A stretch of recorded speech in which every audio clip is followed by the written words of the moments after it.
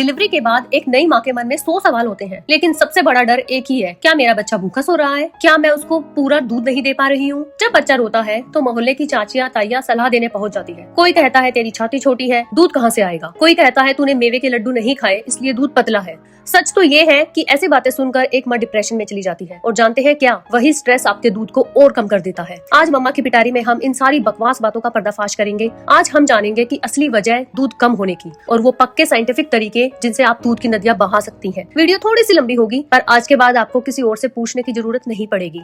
राम राम जी सारा ने, मैं हूँ आपकी दोस्त मोनिका और आप देख रहे हैं मम्मा की पिटारी, जहाँ हम बात करते हैं सच्ची पेरेंटिंग की देसी अंदाज में। अगर आप पहली बार आए हैं तो सब्सक्राइब कर लीजिए, क्योंकि यहाँ पर ज्ञान पॉइंट टू पॉइंट मिलता है। तो सबसे पहले दिमाग से ये निकाल दो कि दूध शरीर की बनावट से बनता है। दूध डिमांड और सप्लाई के रूल पर चलता है। जब बच्चा निप्पल को मुंह में लेकर सक करता है तो नसों के जरिए दिमाग को मैसेज जाता है कि बॉस ऑर्डर आया है, दूध भेजो। दिमाग दो हार्मोन रिलीज करता है, प्रोलैक्टिन जो दूध बनाता है और ऑक्सीटोसिन जो दूध को बाहर निकालता है। अगर आप डर के मारे बच्चे को ऊपर का दूध पिलाने लगेंगी तो बच्चा छाती पर कम आएगा और दिमाग को सिग्नल कम मिलेगा। इसीलिए धीरे धीरे आपकी दूध की फैक्ट्री बंद हो जाएगी। इसलिए जितना ज्यादा हो सके बच्चे को अपना ब्रेस्ट फीड कराओ, क्योंकि बच्चा जितना ज्यादा दूध खींचेगा उतनी ही ज्यादा सप्लाई बढ़ेगी। इसे क्लस्टर फीडिंग कहते हैं। डरो मत, ये कुदरत का तरीका है प्रोडक्शन बढ़ाने का।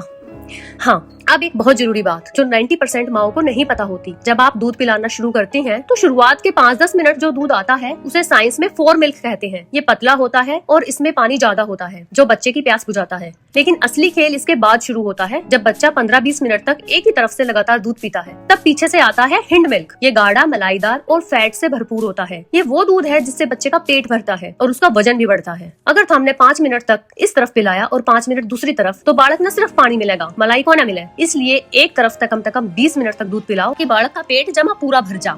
भाई एक बात बताओ, अगर नल में पीछे तय पानी नहीं आवेगा तो टोटी तक क्या निकलेगा। ब्रेस्ट मिल्क का लगभग 88% हिस्सा पानी हुआ है। अगर आपके शरीर में पानी की कमी है तो दूध गाढ़ा हो जाएगा और बहुत कम बनेगा। दिन भर में कम से कम 3 से 4 लीटर पानी पीना बहुत जरूरी है। लेकिन यहाँ एक रिसर्च वाली बात सुनो, सिर्फ सादा पानी नहीं, इलेक्ट्रोलाइट्स भी चाहिए। नारियल पानी, ताजे फलों का रस या नींबू पानी भी लो। जमा रेगिस्तान ना बढ़ो लाडो। हर फीडिंग के बाद 1 गिलास पानी पीने की आदत डालो। इसने याद भी कर रखोगी, जब भी बालक दूध पीवे तो तुम पानी पियो। अब हम बात करते हैं रसोई के उन हीरो की जिन्हें अक्सर लोग भूल जाया करें। जीरा। जीरा आयरन का पावर हाउस हुआ है। रिसर्च कह रहे हैं कि ये न केवल पाचन सुधारता है बल्कि लैक्टेशन को भी बढ़ाता है। और ओट्स यानी दलिया, ओट्स में सेपोनिन्स नाम के तत्व होते हैं जो सीधे तौर पर उन हार्मोन्स को बढ़ाते हैं जो दूध बनाते हैं। साथ ही दलिया में फाइबर और एनर्जी भी हुआ है जो थकी हुई माँ के लिए बहुत जरूरी है। और हाँ, दलिया में कुछ ऐसे तत्व भी होते हैं जो माँ की मूड स्विंग्स, जो हार्मोन्स वाली प्रॉब्लम होती है, उनको भी ठीक करता है। तो सुबह का नाश्ता मतलब एक बड़ा कटोरा दलिया घी डाल के, यो है थारी सेहत और बालक की भूख का असली राज।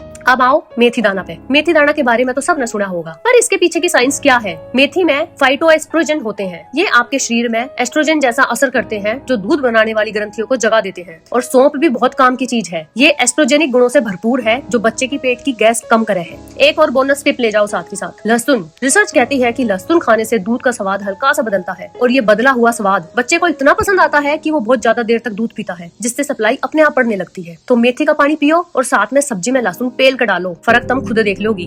अब आती है सबसे बड़ी बात, नींद और सुकून की। रात को तो बालक हमने सोने को नहीं देता। कभी बालक ने शुशु कर दिया, कभी पोटी कर दी, कभी वो बिना किसी बात के भी रोजा है। ये कड़वा सच है, लेकिन यहाँ साइंस समझो। जब आप बहुत ज्यादा थक जाती है और स्ट्रेस लेती हैं, तो शरीर में कोर्टिसोल नाम का हार्मोन बढ़ता है। यो हार्मोन जो है वो दूध के रास्ते का सबसे बड़ा रोड़ा है। ये दूध का बढ़ना कम कर दे है। इसलिए मेरी भाणो, जब भी दिन में बालक सोए कम से कम 20 से 30 मिनट, आधा घंटे का पावर नैप जरूर लो। काम धंधे झाड़ू पोछा सब भाड़ में जाए, सबसे पहले अपनी नींद पूरी करो। जब आप रिलैक्स होकर सोओगी तब आपकी बॉडी में ऑक्सीटोसिन यानी लव हार्मोन बनता है और दूध उतरने में आसानी होती है। टेंशन लोगी तो सप्लाई कट जाएगी। इसलिए सास ने क्या बोल दिया, ननंद ने क्या बोल दिया, सारी टेंशन को गोली मारो। खुश रहोगी तो दूध की नदियां बह जाऊंगी। कई बार दूध होता है पर बच्चा भी नहीं पी पाता। क्यों? क्योंकि उसकी पकड़ यानी जो लैचिंग करने का तरीका है वो सही नहीं होता। अगर बच्चा सिर्फ निप्पल को चबा रहा है तो उसको दूध नहीं मिलेगा और आपको दर्द होगा वो अलग। बच्चे का पूरा मुंह खुला होना चाहिए और उसका नीचे वाला होठ बाहर की तरफ मुड़ा होना चाहिए। जब बच्चा सही से शक करेगा तभी लेट डाउन रिफ्लेक्स एक्टिव होगा। जब बालक सही डाल तक कोना पकड़ेगा तो थारे भी छाती में गांठ पड़ जाओगी और बालक भी भूखा रहेगा। दोनों दिक्कत।